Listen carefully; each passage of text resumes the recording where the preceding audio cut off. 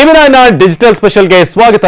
ನಾನು ಅವಿನಾಶ್ ಶಿವನ್. ಕ್ರಿಕೆಟ್ ಯಾವುದೂ ಕೂಡ ಸದ್ಯಕ್ಕಿಲ್ಲ. ಮುಂದಿನ 45 ದಿನಗಳ ಕಾಲ ಯಾವುದೇ ಭಾರತದ ಮ್ಯಾಚ್ಗಳಿಲ್ಲ. ಆದ್ರೂ ನೋ ಟೆನ್ಷನ್. ಟಿವಿ9 ಡಿಜಿಟಲ್ನಲ್ಲಿ ಕ್ರಿಕೆಟ್ನ ಒಂದಷ್ಟು ಅಪ್ಡೇಟ್ಸ್ ಅನ್ನ ಲೇಟೆಸ್ಟ್ ಆಗಿ ಏನೇನು ಆಗ್ತಿದೆ ಅದೆಲ್ಲದರ ಬಗ್ಗೆ ಕೂಡ ನಿಮಗೆ ಮಾಹಿತಿಯನ್ನ ಕೊಡ್ತಾ ಹೋಗ್ತೀವಿ. ಇವತ್ತು ಕೂಡ ಕ್ರಿಕೆಟ್ ಲೋಕದ 5 ನ್ಯೂ ಅಪ್ಡೇಟ್ಸ್ ನಿಮಗೆ ನೀಡುವಂತಹ ಒಂದು ಸಮಯ. ಯಾವ್ದು ಬನ್ನಿ ಒಂದೊಂದಾಗಿ ನೋಡ್ತಾ ಹೋಗೋಣ. ಇದರಲ್ಲಿ ಬಹಳ ಮುಖ್ಯವಾಗಿ IPL ನ 3 ಕ್ಯಾಪ್ಟನ್ಗಳು ರಿಲೀಸ್ ಆಗ್ತಿದ್ದಾರೆ ಅಂತ ಒಂದು ಬಸ್ ಈಗ ಬರ್ತಾ ಇದೆ. ಸೊ ಅದ್ಯಾರು ಏನು ಅನ್ನೋದ್ರ ಬಗ್ಗೆ ಹೇಳ್ತೀನಿ, ಕೊನೆ ತನಕ ನೋಡಿ. ಸೊ ಮೊದಲನೇದಾಗಿ ಇವತ್ತಿನ ಮೊದಲ ಅಪ್ಡೇಟ್ ನಾವು ನೀಡೋದಾದ್ರೆ ಒಂದು ಮಹಾರಾಜ ಟ್ರೋಫಿ, ಕರ್ನಾಟಕದ KPL ಅಂತ ಹಿಂದೇನಿತ್ತು, ಅದೀಗ ಮಹಾರಾಜ ಟ್ರೋಫಿ ಆಗಿದೆ. ಸೊ ಅದು ಆಗಸ್ಟ್ 15ರಿಂದ ಆರಂಭ ಆಗ್ತಿದೆ. ಇನ್ನು ಕೇವಲ 4 ದಿನ ಮಾತ್ರ ಇರೋದು. ಘಟಾನುಘಟಿ ಪ್ಲೇಯರ್ಗಳು ಆಡ್ತಿದ್ದಾರೆ. ಮನೀಶ್ ಪಾಂಡೆ ಇದ್ದಾರೆ, ಕರುಣ್ ನಾಯರ್ ಇದ್ದಾರೆ, ಮಯಾಂಕ್ ಅಗರ್ವಾಲ್ ಇದ್ದಾರೆ, ಅಭಿನವ್ ಮನೋಹರ್, ಹೀಗೆ ದೊಡ್ಡ ದೊಡ್ಡ ಪ್ಲೇಯರ್ಗಳು, ದೇವದತ್ ಪಡಿಕ್ಕಲ್ ಎಲ್ಲರೂ ಕೂಡ ಆಡ್ತಿರುವಂಥದ್ದನ್ನು ನಾವು ನೋಡ್ತಾ ಇದ್ದೀವಿ. ಸೊ ಮಹಾರಾಜ ಟ್ರೋಫಿ ಇದೇ ಆಗಸ್ಟ್ 15 ಸ್ವಾತಂತ್ರ್ಯ ದಿನಾಚರಣೆ. ಆವತ್ತು ಮಧ್ಯಾಹ್ನ 3 ಗಂಟೆಗೆ ಶುರುವಾಗ್ತಾ ಇದೆ. ಬೆಂಗಳೂರು ಬ್ಲಾಸ್ಟರ್ಸ್ನ ಮ್ಯಾಚ್ ಜೊತೆಗೆ ಶುರುವಾಗ್ತಿರುವಂಥದ್ದು. ಮೊದಲ ಮುಖಾಮುಖಿ ಬಂದು ಬಹಳ ಮುಖ್ಯವಾಗಿ ಬೆಂಗಳೂರಿನ ಬ್ಲಾಸ್ಟರ್ಸ್ ಹಾಗೇನೆ ಗುಲ್ಬರ್ಗಾ ಮಿಸ್ಟಿಕ್ಸ್ 3 ಗಂಟೆಗೆ ಶುರುವಾಗುತ್ತೆ. ಸೊ ಅದಾದ ನಂತರ ಎರಡನೇ ಮ್ಯಾಚ್ ನಮ್ಮ ಶಿವಮೊಗ್ಗ ಮೈಸೂರು ವಾರಿಯರ್ಸ್ ಇಬ್ರು ಕೂಡ ಫೇಸ್ ಟು ಫೇಸ್ ಆಗ್ತಿದ್ದಾರೆ. ಮೊದಲ ದಿನ 2 ಮ್ಯಾಚ್ ಇದೆ, ಬೆಂಗಳೂರು ವರ್ಸಸ್ ಗುಲ್ಬರ್ಗಾ, ಅದೇ ರೀತಿಯಾಗಿ ಶಿವಮೊಗ್ಗ ವರ್ಸಸ್ ಮೈಸೂರು. ಸೊ ಎಲ್ಲರೂ ಕೂಡ ಕಾತರಾಗಿ ನಮ್ಮ ಕರ್ನಾಟಕದ ಪ್ಲೇಯರ್ಗಳಿಗೆ ಸಪೋರ್ಟ್ ಮಾಡಿ.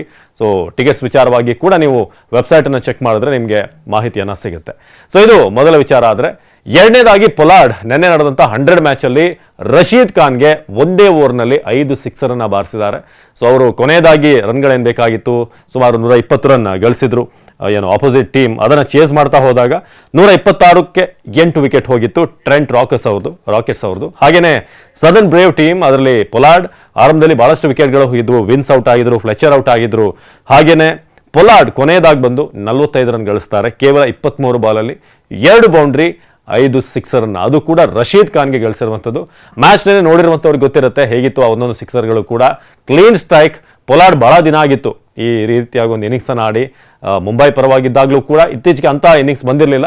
ಆದರೆ ಈ ಇನ್ನಿಂಗ್ಸ್ನಿಂದ ಎಲ್ಲರೂ ಕೂಡ ಖುಷಿಯಾಗಿದ್ದಾರೆ. ಮತ್ತೊಮ್ಮೆ ಪೊಲಾರ್ಡ್ ಆ ಹಳೆ ಕದರ್ನ ನೋಡೋಕೆ ಸಿಕ್ತು. ಯಾರ್ಯಾರು ಆ ಮ್ಯಾಚ್ ನೋಡಿದ್ರೆ ಅದ್ರ ಬಗ್ಗೆ ಕೂಡ ಕಮೆಂಟ್ ಮಾಡಿ.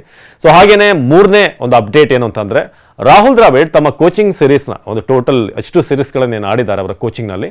ಸೊ ಅದರಲ್ಲಿ ಬಹಳ ಮುಖ್ಯವಾಗಿ ಅವ್ರಿಗೆ ಎಲ್ಲಿ ಭಾಳ ಲೋ ಆಗಿ ಫೀಲ್ ಆಯಿತು, ಎಲ್ಲ ಒಂದು ಕಡೆ ನಾನು ಇಂಡಿಯಾ ಟೀಮ್ನ ಕೋಚ್ ಆಗಿ ತಪ್ಪು ಮಾಡಿಬಿಟ್ನ, ಅಥವಾ ಯಾಕೆ ಈ ರೀತಿಯಾಗಿ ಆಗ್ತಿದೆ, ತುಂಬ ಬೇಸರ ಆಗಿತ್ತು ಅಂತಂದರೆ, ಇಂಡಿಯಾ ವರ್ಸಸ್ ಸೌತ್ ಆಫ್ರಿಕಾ ಏನು ಟೆಸ್ಟ್ ಸೀರೀಸ್ ನಡೀತು. ಸೊ ಅದರಲ್ಲಿ ಸೋಲನ್ನು ಕಾಣಬೇಕಾಯಿತು ಟೀಮ್ ಇಂಡಿಯಾ. ಸೊ ಆ ಒಂದು ಸೀರೀಸ್ ನನಗೆ ಬಹಳ ಬೇಸರ ಆಯಿತು ಅಂತ ರಾಹುಲ್ ದ್ರಾವಿಡ್ ಕೋಚ್ ಹೇಳಿದ್ದಾರೆ. ಅದು ನನ್ನ ಲೋಯೆಸ್ಟ್ ಪಾಯಿಂಟ್. ಸೊ ಅದಾದಮೇಲೆ ಒಂದು ಪೀಕ್ ಅಂತ ಹೋಗಿದ್ದವರು one day world cup final ಸೆಪ್ಟೆಂಬರ್ನಲ್ಲಿ ಆಗಿರೋದು ಕಳೆದ ವರ್ಷ. ಸೊ ಅದಾದಮೇಲೆ ಈ ಬಾರಿ T20 ವರ್ಲ್ಡ್ ಕಪ್ಪನ್ನು ಗೆದ್ದಿರೋದು ನಮಗೆ ಎಲ್ರಿಗೂ ಕೂಡ ಗೊತ್ತಿರುವಂಥ ವಿಚಾರ. ಸೊ ಹೀಗೆ ಪ್ರಮುಖವಾದಂಥ 3 ಅಪ್ಡೇಟ್ ನೋಡಿದ್ವಿ ಮಹಾರಾಜ ಟ್ರೋಫಿ ವಿಚಾರವಾಗಿ, ಹಾಗೇನೆ ಪೊಲಾರ್ಡ್ ಅವರ 5 ಸಿಕ್ಸ್, ಹಾಗೆ ದ್ರಾವಿಡ್ ಅವರ ವಿಚಾರವಾಗಿ. ಇನ್ನು ಬಹಳ ಮುಖ್ಯವಾಗಿ ಸದ್ಯಕ್ಕೆ ಕ್ರಿಕೆಟ್ ಲೋಕದಲ್ಲಿ ಏನೇನು ಆಗ್ತಿದೆ ಇನ್ನೊಂದಷ್ಟು ವಿಚಾರಗಳನ್ನು ನಾವು ಗಮನಿಸ್ತಾ ಹೋಗೋದಾದ್ರೆ, IPL ನ ಕ್ಯಾಪ್ಟನ್ಗಳ ಬಗ್ಗೆ, ನೆಕ್ಸ್ಟ್ ಇಂಡಿಯಾ ಸಿರೀಸ್ ಬಗ್ಗೆ ಹೇಳಬೇಕು ನಿಮಗೆ. ಯಾಕಂದರೆ ಮುಂದಿನ ಒಂದು 40-45 ದಿನ ಯಾವುದೇ ಸಿರೀಸ್ ಇಲ್ಲ. ಟೀಮ್ ಇಂಡಿಯಾಗೆ ಒಂದು ಲಾಂಗ್ ರೆಸ್ಟನ್ನು ಕೊಡಲಾಗಿದೆ. ಇನ್ನು ನೀವು ಕ್ರಿಕೆಟ್ ನೋಡಬೇಕು ಅಂತಂದರೆ 19 ಸೆಪ್ಟೆಂಬರ್ವರೆಗೆ ಕಾಯಬೇಕು. ಸೊ ನಿಮ್ಮ ಒಂದು ಏನು ಕ್ಯಾಲೆಂಡರಲ್ಲಿ ಮಾರ್ಕ್ ಮಾಡಿಟ್ಕೊಳ್ಳಿ. ಅದು ಟೆಸ್ಟ್ ಸೀರೀಸಿಂದ ಆರಂಭ ಆಗುತ್ತೆ.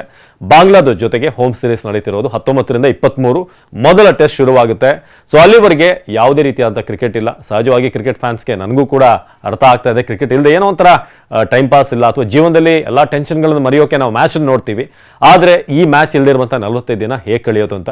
ಸೊ ಅದಕ್ಕೆ ನಾನು ಆರಂಭದಲ್ಲೇ ಕ್ಲೂ ಕೊಟ್ಟೆ, ಅಂದರೆ ಒಂದಷ್ಟು ಮಾಹಿತಿ ಕೊಟ್ಟೆ. ಆಗಸ್ಟ್ 15ರಿಂದ ನಮ್ಮ ಕನ್ನಡಿಗರು ಆಡುವಂಥ ಕರ್ನಾಟಕ ಪ್ರೀಮಿಯರ್ ಲೀಗ್ ಅಂದರೆ ಮಹಾರಾಜ ಟ್ರೋಫಿ ಆರಂಭ ಆಗ್ತಾ ಇದೆ. ನಾವು ಅದನ್ನು ಎಂಜಾಯ್ ಮಾಡ್ಬೋದು. ಜೊತೆಗೆ ಸೆಪ್ಟೆಂಬರ್ 19ನೇ ತಾರೀಕು ಟೆಸ್ಟ್ ಸೀರೀಸ್ ಶುರುವಾಗುತ್ತೆ. ಸೊ ಹೇಗಿರುತ್ತೆ ಟೀಮ್, ಅದರ ಬಗ್ಗೆನೂ ಕೂಡ ಮುಂದಿನ ಹಂತದಲ್ಲಿ, ಮುಂದಿನ ವಿಡಿಯೋಗಳಲ್ಲಿ, ಮುಂದಿನ ದಿನಗಳಲ್ಲಿ ಮಾಹಿತಿಯನ್ನು ನೀಡ್ತಾ ಹೋಗ್ತೀನಿ. ಇನ್ನು ಕೊನೆಯದಾಗಿ ನಮ್ಮ ಮೇನ್ ವಿಚಾರ, ನಾವು ಈಗಾಗಲೇ ತಮ್ನೈನಲ್ಲಿ ತಿಳಿಸ್ತಾ ಹಾಗೇನೆ 3 IPL ಕ್ಯಾಪ್ಟನ್ಗಳನ್ನು ರಿಲೀಸ್ ಮಾಡುವಂತಹ ವಿಚಾರವಾಗಿ IPLನ ಮೂಲಗಳಿಂದ ಮಾಹಿತಿ ಲಭ್ಯವಾಗ್ತಾ ಇದೆ. ಯಾರು ಆ 3 ಕ್ಯಾಪ್ಟನ್ಸ್? ಅದರಲ್ಲಿ ಬಹಳ ಪ್ರಮುಖವಾಗಿ ಇರುವಂತಹ ಹೆಸರು ಅಂತಂದರೆ ರಿಷಬ್ ಪಂತ್ ಅವರ ಹೆಸರು ಆರಂಭದಿಂದಲೂ ಕಳೆದೊಂದು 15 ದಿನದಿಂದ ಚರ್ಚೆಯಲ್ಲಿದೆ. ಡೆಲ್ಲಿ ರಿಲೀಸ್ ಮಾಡಬಹುದು ಅಂತ, ಬಟ್ ಸ್ಟಿಲ್ ಆ ಟಾಕ್ಸ್ ನಡೀತಾ ಇದೆ. ಕೊನೆ ಹಂತದಲ್ಲಿ ಅವರು ಬ್ಯಾಕ್ ಹೋಲ್ಡ್ ಮಾಡಿಕೊಂಡ್ರು, ಇಟ್ಕೊಳ್ಬೋದು ಕ್ಯಾಪ್ಟನ್ ಆಗಿ. ಎರಡನೇದಾಗಿ KL ರಾಹುಲ್ ಈಗಾಗಲೇ ಲಕ್ನೋದಿಂದ ಹೊರಬರ್ತಾರೆ, RCBಗೆ ಬರ್ತಾರೆ ಅನ್ನೋ ವಿಚಾರ ಅದು ಇನ್ನಷ್ಟು ಬಲವಾಗ್ತಾ ಇದೆ. ಯಾಕಂದರೆ ಇತ್ತೀಚಿನ ಕೆಲವೊಂದಷ್ಟು ಡೆವಲಪ್ಮೆಂಟ್ಗಳನ್ನು ನೋಡ್ತಾ ಇದ್ರೆ ರಾಹುಲ್ ಅವರ ವಿಚಾರವಾಗಿ RCB ತುಂಬ ಇಂಟ್ರೆಸ್ಟೆಡ್ ಆಗಿದೆ ಅಂತ. ಜೊತೆಗೆ ಲಕ್ನೋ ವಿಚಾರವಾಗಿ ಕೂಡ ಅವರ ಪೇಜ್ನಲ್ಲೂ ಕೂಡ ತುಂಬ ರಾಹುಲ್ ವಿಚಾರವಾಗಿ ಅಷ್ಟು ಸ್ಟಫ್ ಬರ್ತಾ ಇಲ್ಲ, ಪೋಸ್ಟ್ಗಳು ಬರ್ತಾ ಇಲ್ಲ. ಹಾಗಾಗಿ KL ರಾಹುಲ್ ಅವರು ಆದಷ್ಟು ಬೇಗ RCBಗೆ ಬರಬಹುದು ಅಂತ ಹೇಳಲಾಗ್ತಿದೆ, ಕೊನೆ ಕ್ಷಣದಲ್ಲಿ ಏನಾದರೂ ಟ್ವಿಸ್ಟ್ಗಳು ಇಲ್ಲದೆ ಹೋದ್ರೆ. ಇನ್ನು ಮೂರನೇ ಕ್ಯಾಪ್ಟನ್ ಯಾರು ಅನ್ನೋದು ಬಹಳ ಕುತೂಹಲ ಇರುವಂತಹ ವಿಚಾರ. ಯಾಕಂದ್ರೆ ಈಗ ಒಂದಷ್ಟು ಟೀಮ್ಗಳಲ್ಲಿ ಕ್ಯಾಪ್ಟನ್ಗಳು ಸೆಟ್ಲ್ ಆಗಿದ್ದಾರೆ. ರಾಜಸ್ಥಾನ್ ರಾಯಲ್ಸ್ ಅಲ್ಲಿ ಸಂಜು ಸ್ಯಾಮ್ಸನ್ ಅವರು ಅಲ್ಲೇ ಪಕ್ಕ ಇರುವಂಥದ್ದು, ಯಾಕಂದ್ರೆ ಒಳ್ಳೆ ಪರ್ಫಾರ್ಮೆನ್ಸ್ ಬರ್ತಾ ಇದೆ ಅವರಿಂದ ಕಳೆದ 2 ಸೀಸನ್ನಲ್ಲಿ. ಸೊ ಅದಾದ್ಮೇಲೆ ಪ್ಯಾಟ್ ಕಮಿನ್ಸ್ ಆಲ್ಮೋಸ್ಟ್ ಫೈನಲ್ಗೆ ತಂದು ಚಾಂಪಿಯನ್ ಮಟ್ಟಕ್ಕೆ ತಂದಂಥವ್ರು. ಸೊ ಇನ್ನೊಂದು ಕಡೆ ಋತುರಾಜ್ ಗಾಯಕ್ವಾಡ್ ವಿಚಾರವಾಗಿ ಕೂಡ ಕ್ಯಾಪ್ಟನ್ ಅಲ್ಲದೆ ಹೋದ್ರು, ಒಂದು ವೇಳೆ ರಿಷಬ್ ಪಂತ್ ಏನಾದರೂ ಸ್ವ್ಯಾಪ್ ಆದರೆ ಆಗ ಅಲ್ಲಿ ಕ್ಯಾಪ್ಟನ್ ಮಾಡುವಂಥ ಚಾನ್ಸಸ್ ಇದೆ. ಸೊ ಇನ್ನು ಉಳಿದಂತೆ ಶ್ರೇಯಸ್ ಅಯ್ಯರ್ ಅವ್ರನ್ನೇನೋ ಬದಲಾವಣೆ ಮಾಡುವಂಥ ಅಂತ ಚಿಂತನೆ ನಡೀತಿಲ್ಲ. ಇನ್ನು ಶುಭ್ಮಾನ್ ಗಿಲ್ ಏನು ಗುಜರಾತ್ ಟೈಟನ್ಸ್ನಲ್ಲಿ ಅವರ ಬದಲಾವಣೆ ಕೂಡ ಡೌಟ್, ಯಾಕಂದ್ರೆ ಒಬ್ಬ ಯಂಗ್ ಕ್ಯಾಪ್ಟನ್ ಸಿಕ್ಕಿದ್ದಾರೆ, ಇಂಡಿಯಾ ಟೀಮಲ್ಲಿ ವೈಸ್ ಕ್ಯಾಪ್ಟನ್ ಆಗಿದ್ದಾರೆ.